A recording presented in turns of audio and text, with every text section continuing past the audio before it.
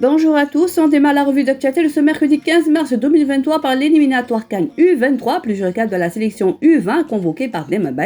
Absent de la dernière édition organisée en 2019 en Égypte, le Sénégal est à un tour de disputer pour la troisième fois de son histoire de la Coupe d'Afrique des Nations des moins de 23 ans, un tournoi qualificatif aux Jeux Olympiques après avoir éliminé le Burkina Faso lors du tour précédent.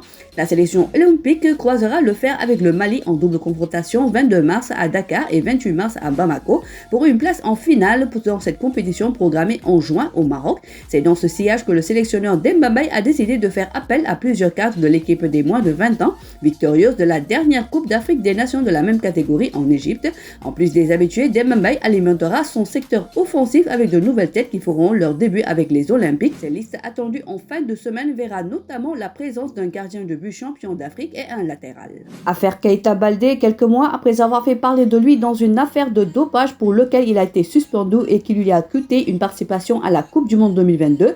Keita Baldé Diao s'est de nouveau invité dans une affaire privée, de quoi faire les choux gras de la presse people européenne à quelques jours du rassemblement des Lions. En parallèle à sa remise en forme en club, ces rumeurs de liaison extra-conjugale entre l'attaquant du Spartak Moscou et la femme de Mauro Icardi avaient fleuri en janvier dernier. Or, même si le champion d'Afrique avait énergiquement démenti ces bruits sur son compte Twitter, le quotidien espagnol AS nous apprend que la situation aurait évolué quelques semaines plus tard pour l'ancien joueur de Monaco qui serait en froid avec sa compagne Simona Galtieri. Le couple ne suit plus les réseaux sociaux où le joueur est apparu seul sur les clichés publiés pour son anniversaire, de quoi plonger l'international sénégalais dans une situation pas forcément stable, lui qui a même déploré que sa femme et ses enfants soient pris dans cette tempête médiatique infondée. Ce feuilleton risque de freiner la relance que Keita Baldé réussissait avec le Spartak Moscou, mais aussi son potentiel retour dans la tanière lors du prochain rassemblement de mars. Pour rappel, le champion d'Afrique 2022 est absent du groupe de Cissé depuis juin dernier. Direction Chelsea, Edouard Mendy a repris l'entraînement. C'est un retour qui tombe à pic 3 jours avant l'annonce de la liste d'Aliou Cissé pour les prochaines journées de qualification à la prochaine Coupe d'Afrique des Nations contre le Mozambique les 24 et 28 mars. Edouard Mendy a fait son grand retour à l'entraînement collectif de Chelsea ce mardi. S'il pourrait être apte pour affronter Everton le week-end prochain, Mendy devrait également figurer sur la liste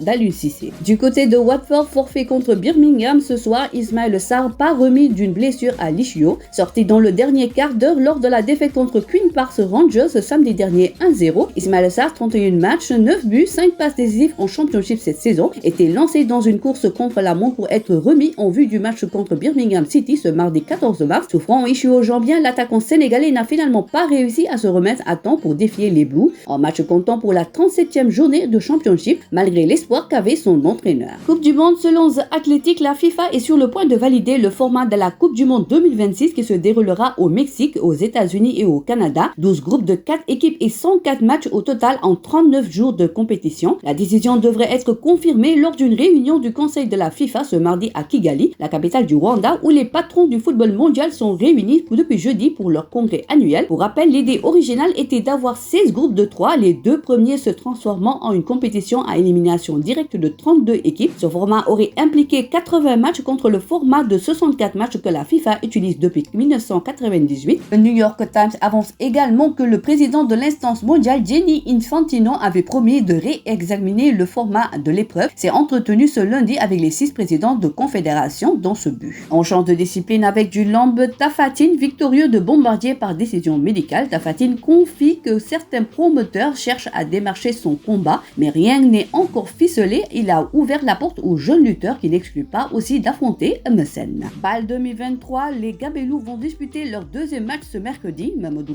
Pabi et ses hommes qui ont perdu leur première rencontre seront opposés à un adversaire plus coriace. Le Rwanda Energy Group a remporté ses 2 premiers matchs après leur succès face aux représentants nigérians dimanche passé. Ils ont enchaîné hier avec une deuxième victoire face aux tombeurs de l'AS Douanes 80-60. Le Rwanda Energy Group est actuellement la première place de la conférence Sahara en attendant les matchs de ce soir. 16h30 US Monastir contre Kawural Falcons du Nigeria, 19h30 Rwanda Energy Group contre l'AS Douanes. Voilà, c'est tout pour aujourd'hui. L'actualité sportive continue sur nos plateformes digitales. Le site numéro 1 du sport au Sénégal, sport.com, est maintenant disponible en version application mobile sur iOS et Android. Retrouvez l'actualité du Sénégal pour tous les sports en direct sur votre téléphone: football, lambe, basket, sport de combat, athlétisme et bien d'autres disciplines. Toutes les statistiques des championnats sénégalais, les matchs Les résultats, les classements à suivre en direct sur votre application Busport.